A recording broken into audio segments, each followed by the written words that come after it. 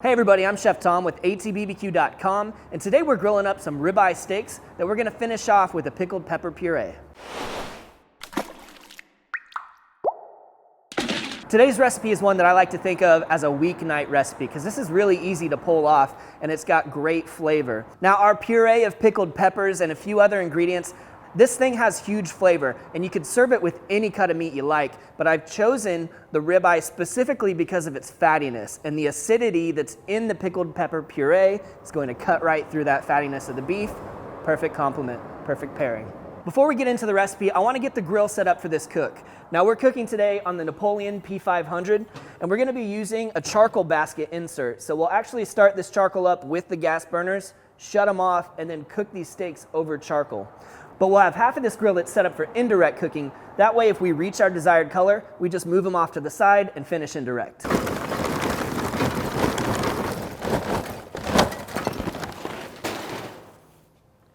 All right, so we're getting this basket loaded up with our lump charcoal. We spread it out into a nice even layer. And then we're just gonna crank these burners up on high.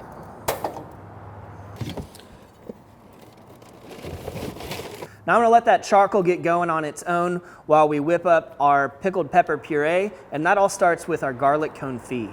All right, so we're gonna start with a small cast iron skillet over medium-low heat, and then we're gonna put about a dozen to 15 cloves of garlic in here, typically what you'd find in one head of garlic, and put just enough olive oil in it to cover. It's probably gonna be about 1 cup. Now this might seem like a lot of garlic, but as this garlic softens and slowly cooks down in the oil, it becomes less pungent and the texture completely changes. It softens up. You could almost take a bite out of one and it wouldn't be so offensive like a raw clove would be. Now that's gonna take probably 10 minutes or so, so while that's working, let's get into our other ingredients, our peppers and some of our aromatics. What we're working with are some pickled pepperoncini. We've got some tamed jalapenos. This is some fresh oregano and some prepared pesto. I'm gonna break all this stuff down a little bit and we'll talk about the quantities as we put this together. All right, so just so I can be consistent in how much I'm using, I'm gonna break this down. We don't need to be real precise with it. Obviously, it's not sliced all that precisely in the first place, so a rough chop is fine. And we're shooting for a 1/4 cup. All right, and that goes straight into the food processor. And we're just gonna do the exact same thing with the pickled jalapenos.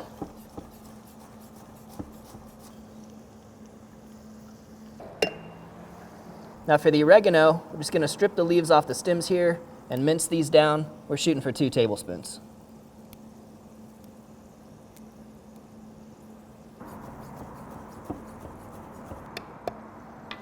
So a gentle simmer on these is just fine, but you don't want to go any hotter than that. You can see we start to get just a little bit of browning on there. We don't want this browned all the way, but a little light toast is just fine. And the last thing before we get our garlic and garlic oil in here, just a couple tablespoons of pesto. All right, so you really just need those burners on to get this stuff started, and obviously we've got a really blazing hot charcoal fire here. So at this point, there's no gas heat going on. This is just charcoal on charcoal. All right, so this is what we're shooting for right here. See, lightly toasted on the outside. If you press on it, nice and soft. Those are perfect. So we'll just scoop these straight out of the oil and throw them into the food processor.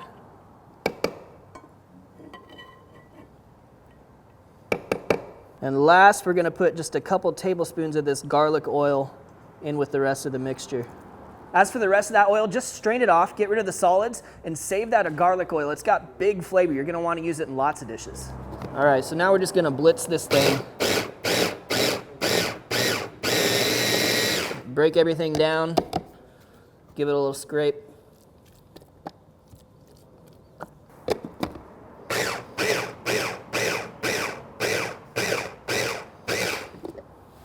And then as far as the consistency goes, you can go as fine or as chunky as you want.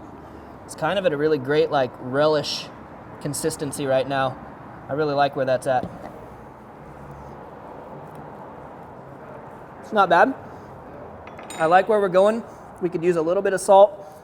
And why not throw some more herbs and stuff in there with our Italiano? We're going down that Italian road anyway. I say we just hit it with a little bit extra seasoning. All right, a little less than a tablespoon ought to do it.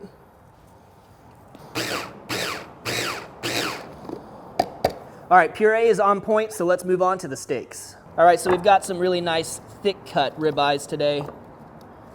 And I'm not gonna do much trimming on these. They're gonna have some fat on the outside. We can get rid of that after the cook because it's not gonna do us any harm right now.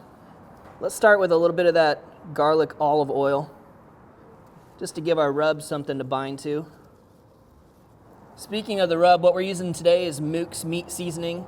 This is a really straightforward, simple salt, pepper, garlic, onion kind of thing. So we're gonna let the meat do the talking today.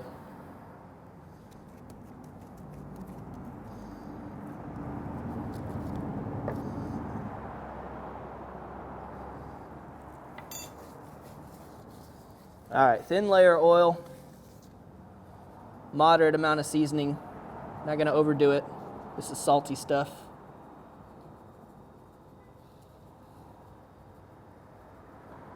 And give it a few minutes just to tack up.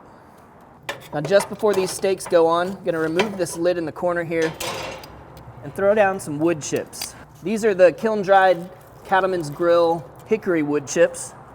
And these aren't soaked or anything. We don't want that acrid smoke that comes off of wet wood. So these are just dry. The cast iron itself is going to heat them up so they can smolder and offer a little bit of smoke flavor to the steak. All right, grates are plenty hot because they've been preheating on the other side of the grill. Get our steaks down directly over the hot coals and get some really nice color on here.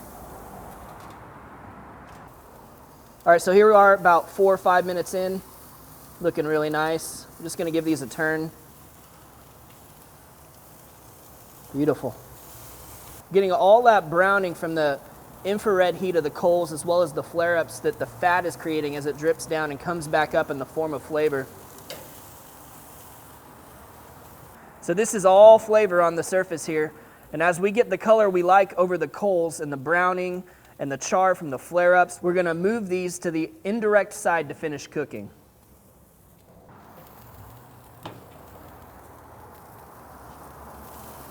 All right, so this is about 5 more minutes now. Check out all the color on there. Beautiful crust. But this thing is raw in the center, so we're moving it off to the side now. We'll come back to check on it in another 5 minutes. Now with ribeye steaks, I really like to finish around 130, 125 to 130, but up to that 130 point is really nice because there's so much fat in there. If you take it just 5 degrees higher than what I would normally pull, say, a strip steak or something at, it allows that fat to break down a little bit and it doesn't end up feeling chewy in your mouth. That's really all there is to it. I mean, this is a simple weeknight meal. All that's left to do is get some of that pickled pepper puree on top. Let's slice it and see how we did.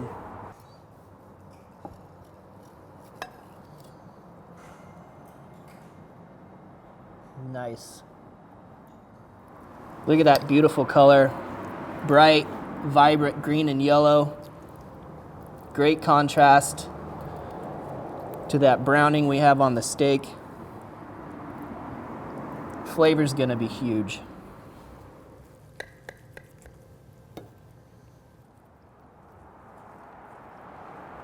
Man, I love ribeye steak.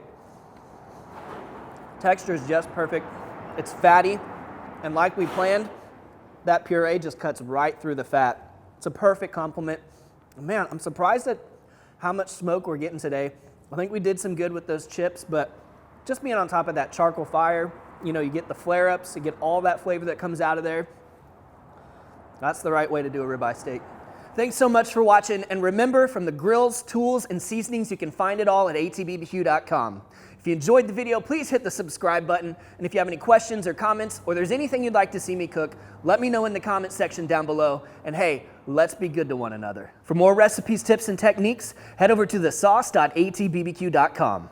All things barbecue, where barbecue legends are made.